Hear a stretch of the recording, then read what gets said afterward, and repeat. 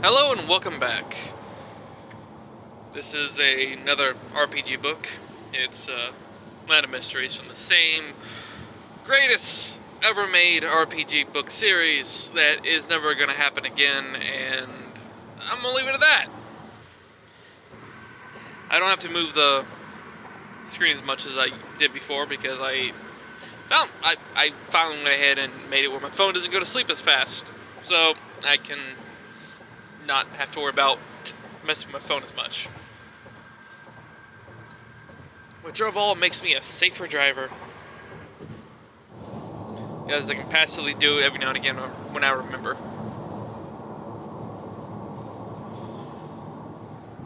Today, I feel like talking about the WoW TCG. Not Hearthstone. No. The original WoW TCG. So, back during Burning Crusade, Blizzard released a trading card game. And the closest explanation to how it ran is Duel Masters.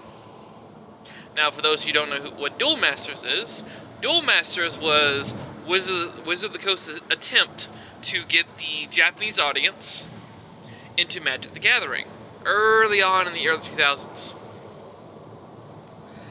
It didn't really catch on that well in Japan, so they brought Duel Masters back to the United States. They made an anime and everything, so yes, Duel Masters the anime is a Wizards of the Coast product.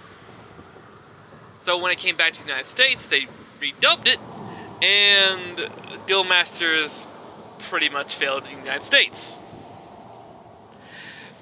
Even though they did try bringing it back, I think one time, still failed. This information could be wrong entirely. I'm just going off of what I remember reading about it several years ago. I do know it failed in the United States after they tried to release it into the United States after dubbing it. But Duel Masters has a mechanic that I do adore, and it's something that I think they should put in Magic the Gathering, but they're not going to. Because then it will completely eliminate an entire revenue source of third-party sailors. Third-party sailors of cards. So, the World of Warcraft TCG does this mechanic, uses this mechanic. And that mechanic is any card you have can be put face down in a special zone to generate the required resource to play other cards. In Duel Masters, you can put down any card you want face down in the mana zone. I think it's mana zone. But in the special zone that generates mana, the same zone you would do for land. And in the WoW TCG, you use resources. Any card you put face down in resources is a generic resource. Because I think they only use generic resources in general. But they do have another card that goes in the resource zone called Quest. And Quest is as simple as do action, pay amount of resources or whatever it requires, and then the quest gets completed, you get the special reward, and then you flip the quest face down, and it becomes a standard resource. While a quest is active, I think you can tap it for resource, but I don't remember. I have to look back at the rules. But that mechanic alone makes the WoW TCG just so much more fun to play. Because you don't have to worry about ever running out of resource, because anything you draw can be made into a resource. Ideally, if you draw all the best cards you have in your deck, and you have nothing you can put in a resource without screwing over your strategy, that happens. But it's a lot better than not drawing any land, or drawing nothing but land. See what I mean there? The WoW TCG as a whole focuses on two elements. The hero of your deck, and the rest of your deck. Cards that work with the hero. Essentially, imagine Commander because I won't speak from Magic the Gathering perspective. Imagine Commander, but your Commander is almost always a Voltron build. Typically, because the way the WoW TCG was set up is that you have your hero cards that can be flipped and they do something special if some requirements are met, or they can be left face up, and they have a health and attack, and they have their whatever ability they have. Later on in the TCG, they did introduce a bunch of other mechanics that involved your hero, such as the basic one of whatever faction your hero is, you can only use cards of that faction, unless stated otherwise by the cards themselves. So they had Horde and Alliance as the two main factions the heroes could be. They introduced neutral allies, which were ally cards that could be used by any faction. They introduced neutral abilities, because the abilities were some abilities were horde base and alliance base, and other abilities were class base. Then they had neutral abilities where anyone could use them. Later on, they introduced traitor heroes, which could not use horde or alliance of allies or abilities or equipment. Anything horde alliance banner on it could not be used in that deck unless stated by something else. And you were limited to neutral and traitor allies. They also had dual class heroes, which were also Horde Alliance, Scourge, because they did introduce some Scourge heroes later on that were dual class, and they prevent you from using Horde or Alliance or Traitor, and you can only use neutral and Scourge unless stated otherwise. There's a lot of unless stated otherwise in the WoW TCG. Like many games, the basic rule of most games, card games are, these are the rules unless something else says this is not the rule anymore. Like Magic the Gathering, you have a maximum hand size unless something else says otherwise. You play a card that gives you infinite hand size. No maximum hand. You have no maximum hand size. Or you play another card that makes it where your maximum hand size is 0, so you can't hold anything in your hand at the end of the turn. Stuff like that. The WoW TCG applied that to making your deck. Determine what was in it. There's even one hero which what he does is he makes it where you can only have pets as your allies. You cannot have you can't have anything that's not a pet as a creature basically a creature in your deck. So no horde, no alliance, just demons, hunter pets, anything else that counts as a pet. Mainly demons. You're mainly running demons because the hunter pets usually require a hunter, unless stated otherwise. There was also a monster faction, which, once again, unless stated otherwise, you can't use any Horde, Alliance, Scourge, Traitor, or anything else. You had to use neutrals or monsters as your allies, abilities, quests, stuff like that. There are Horde-only quests, Alliance-only quests, Alliance-only equipment. That's another thing. Equipment, like, a modern version of this is, I can't say Magic the Gathering, because Magic the Gathering doesn't exactly do all this restriction stuff, but Flesh and Blood does. So you can say this Flesh and Blood has ideas from the WoW TCG made into it. And in Flesh and Blood, you have your arena fighter, and that arena fighter you can put equipment on him, but you can only have one of each kind of equipment equipped to him at any given time, depending upon whatever your arena guy is. The WoW TCG is the same way. You could equip most of the heroes in the game with equipment. Some you couldn't equip equipment to, but those are only very few of those, I think. But you were able to do a full kit out of your hero. You could give him one helm, 2 rings, two one-hand weapons, a one-hand weapon and a shield if their class could handle it, two-handed weapons. If you were playing a Fury Warrior, two-handed weapons, stuff like that. You could equip. They could have later on. They introduced mounts. You have trinkets. Essentially, you could have your entire character kitted out with an entire set of gear, like you would in the actual MMO, and have your hero do everything for you. Was it the most effective thing? Not really, but you could do it. The TCG itself did die due to two things. One, it died due to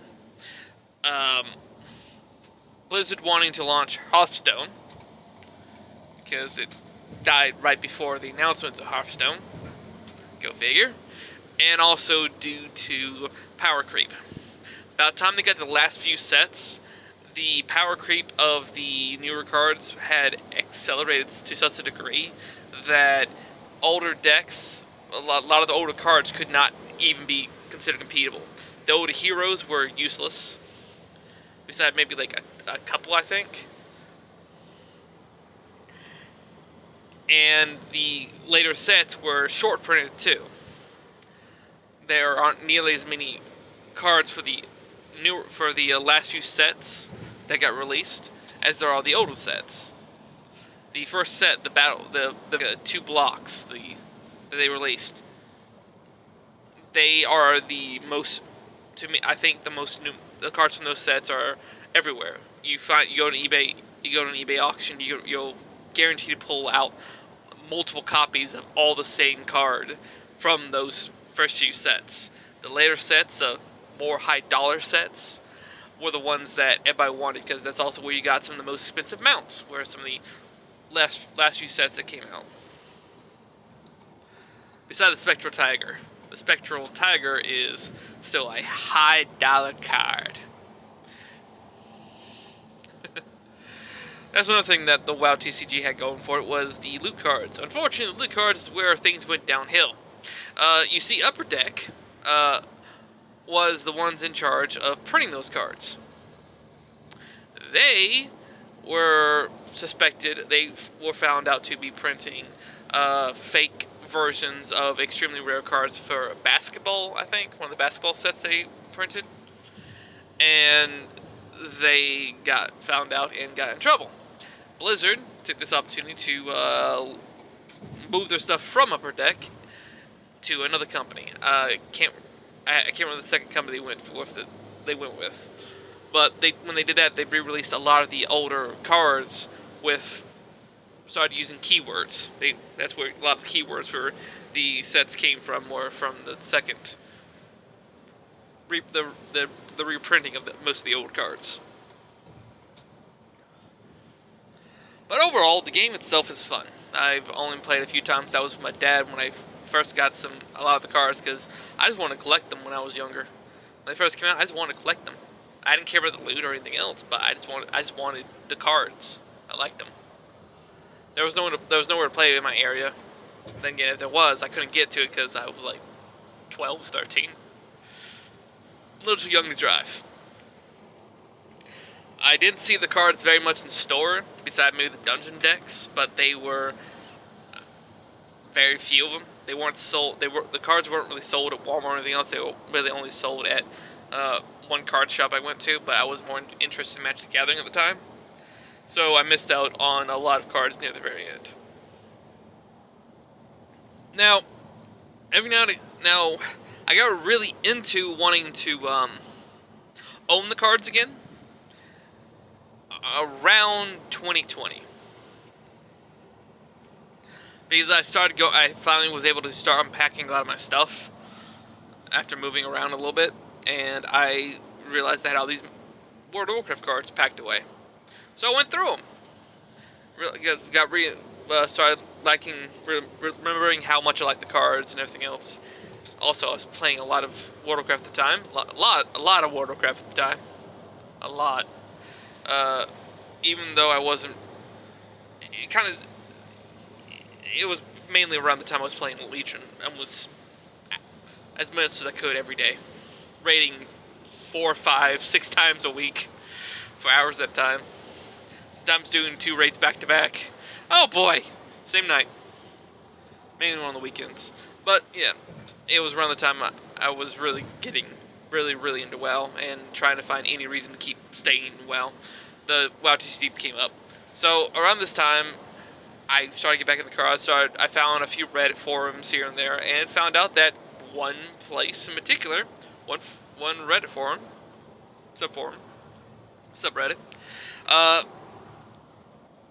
were in the process of scanning all cards into a database, and they found they had made an entire structure, Discord, the card database, everything they could to basically bring the game back from the dead. And I loved it. I realized that all the cards were there. I proceeded to go ahead and download to my hard drive because just in case something happened, I would have all the cards on file, for use later on. They have framework set up for Untap.in, and they have all the cards on Tabletop Simulator. They do brackets, all this other stuff. They actually still do tournaments in real life, and in certain cities in real life every now and again. And they also do online tournaments through Untap or Tabletop Simulator. They've made the framework for doing the raid decks, the actual raids, which are 5 people, 1 person controlling the raid, and then up to 4 players. Of course, you could increase the difficulty and add more players to it by giving the raid person a few extra tools here and there. Basically, a good old-fashioned just TCG raid. Oh, that was interesting. Essentially, World of Warcraft the WoW TCG did Arch Enemy before Wizards of the Coast did, which to me is always fun.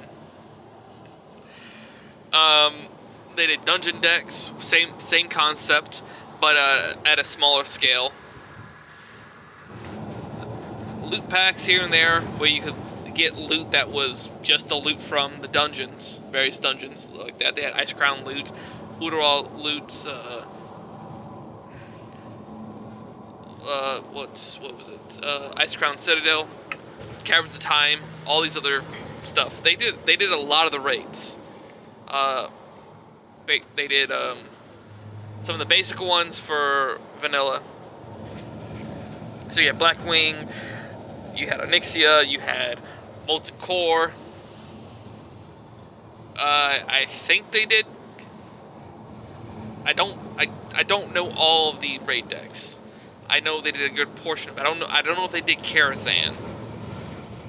If they did, I would love to know how they did the chessboard, because I think that would have been amazing. Oh my god, the road is so bad here. My goodness. But the WoW TCG itself is a great game. The power creep does get insane. For instance, one of the last sets introduced timeless creatures. There are 8 of them, I think 8 or 10 of them in total. Basically, 1 for each of the races.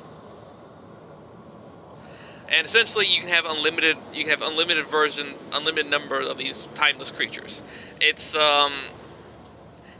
That mechanic started with the original set, in which they were guards, Stormwind Guard, Darnassus Guard, Ironforge Guard, Orgrimmar Guard, all these guards, and they let you have as many of those in your deck as you wanted. And all they really did was buff up any other character card that shared the same name of it. Now the timeless ones were a bit different. How the timeless ones were, they were timeless orc, timeless tauren, timeless everything. Like brave or whatnot. They didn't actually say timeless tauren. But what they did was they benefited any other card you have of the same race. So the really bad one was, bad as in overpowered, was timeless orc or grunt. This one, what it did was, when you tapped him, he deals 1 damage to target hero, or to target, for every orc you control. And because there's unlimited numbers of these guys, you could have your field full of them and tap each and every one of them to deal enough damage to kill your opponent outright, or just destroy everything they have on the field every turn. You see how that gets bad real fast. It creates a scenario in which you have to outrun your opponents, you have to outdamage your opponent before they build up an entire army of orcs to just burn you away. Not impossible, but that one idea is very, very bad for power creep wise. Yes, there were plenty of spells that could sit there and do damage to all the orcs all at once, killing all of them. But there's also ways to keep the orcs alive, and cheat death and whatnot. Essentially, it's the same problem you have in Magic the Gathering, where you have this one combo that if it goes off, it's gonna just be unstoppable. But there's ways to go off. You just have to be able to draw the spell. That's the main thing. Like a lot of stuff, there's ways to get around it. A few things that Hearthstone has taken from the WoW TCG were, if you remember back to, well, let's take the Warlock for instance, or if you really want to go to it, the first Ice Crown Citadel set that came out for Hearthstone, the first Northrend set, that introduced the Death Knight versions of all the classes, like the Hunter being a patchwork beast together, replacing its hero power. And whenever you equip whenever you drop down one of these special hero things, like the Warlocks, when you summon Jaraxxus, you put down Jaraxxus, your health total changes to Jaraxxus' health total. That's what the WoW TCG had that ability. They were master hero. I think they were called master heroes. Essentially, they were heroes you kept in your deck, and when you played them, they took over your spot. They took over your hero spot. So this card is now your new hero. So whatever your health total was on your hero, well, now it's the new health total. You could have as many of these in your deck as you wanted. Beside the whole, you can only have one of these out in your deck at a time rule, but you could have as many different kinds in your deck as you could functionally have, depending on the building restrictions your deck had.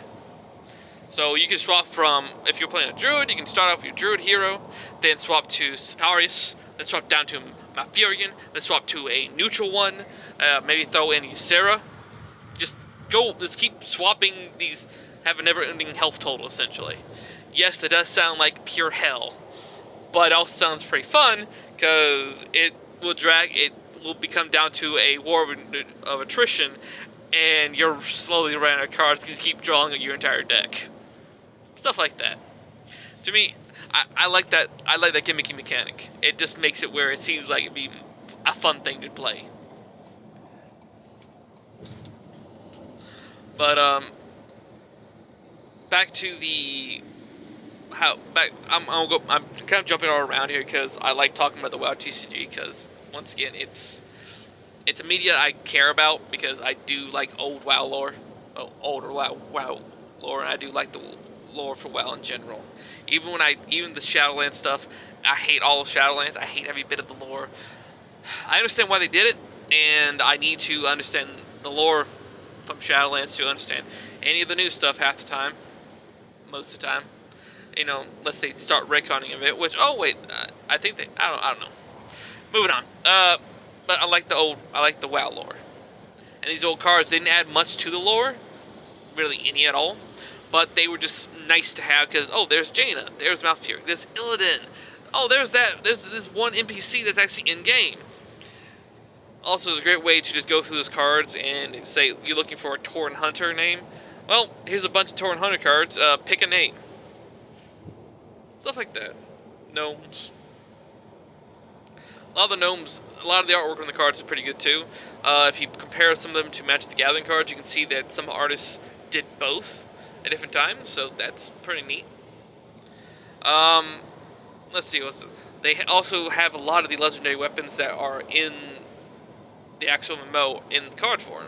So you could if you wanted to run play a hero that can use any weapon, and oh, there you go, he has Thunder Fury, Blessed Blade of the Windseeker, as well as one of the blades of one of Illidan's blades. I can't remember the name. I can't remember the special name for the Warglaives. Warglaives of I cannot pronounce that last word. Anyway, but yeah, the Master Hero stuff is pretty neat. But back to the the forum stuff, the scanners, the ones who were scanning things. They went an extra mile. They didn't just get all the scans, which I think they finally got all the scans not too long ago, but they also did something else amazing. They made their own Miss Pandaria set. You see, the entire set, all of it ended near the end of Cataclysm.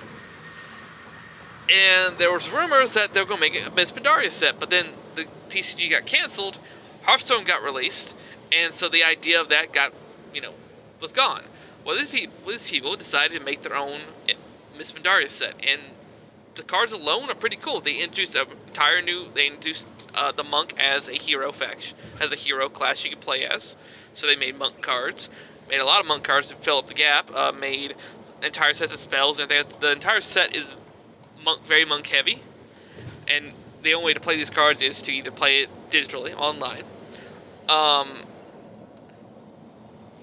and select using one of the websites to make your digital decks and everything else. Turning on a tool to enable the cards from this custom set, so you can use them. Or the other option is to download the scans, which I have them, and you can go to one of the many card making websites and make your own set, print off your own set to use in real life, which you could do. You can print.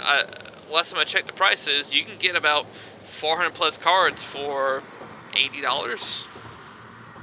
It might not seem like the best option, but it's pretty cool if you just want to have a play set of the entire set.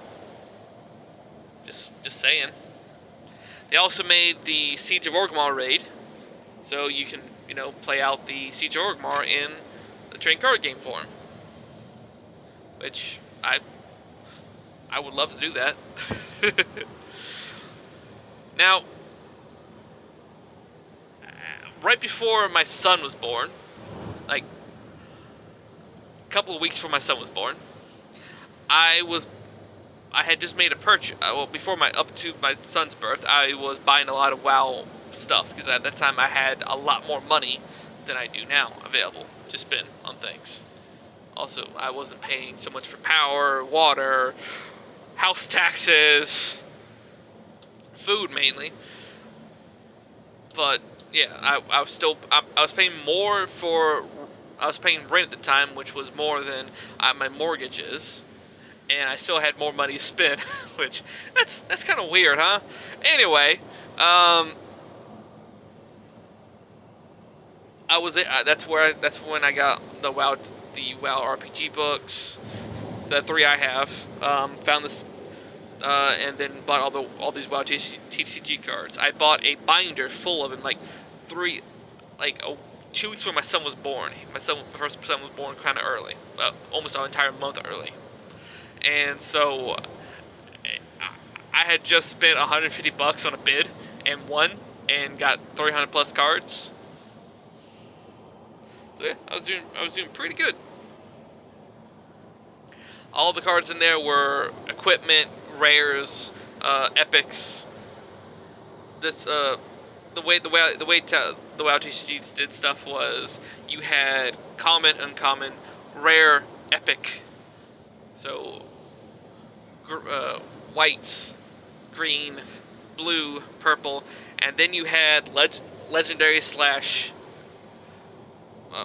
You kind of had legendary, which were a lot of the special cards, which I think were orange, kind of an orange color. There were very few of those. Usually those were artifacts or stuff like that. And then you had loot cards, which were red. The little symbol for them, little one of whatever will be on the bottom saying loot card, and it'll be red most of the time. Some of them red. Sometimes they were a weird purple color, or the coloring didn't really matter except for the four basic rarity types. The four rare types. I still go on eBay every now and again and look for lots that are for sale. If it wasn't for me having an issue with an issue that's getting resolved here soon, I would have spent $200 on a 10,000 card lot.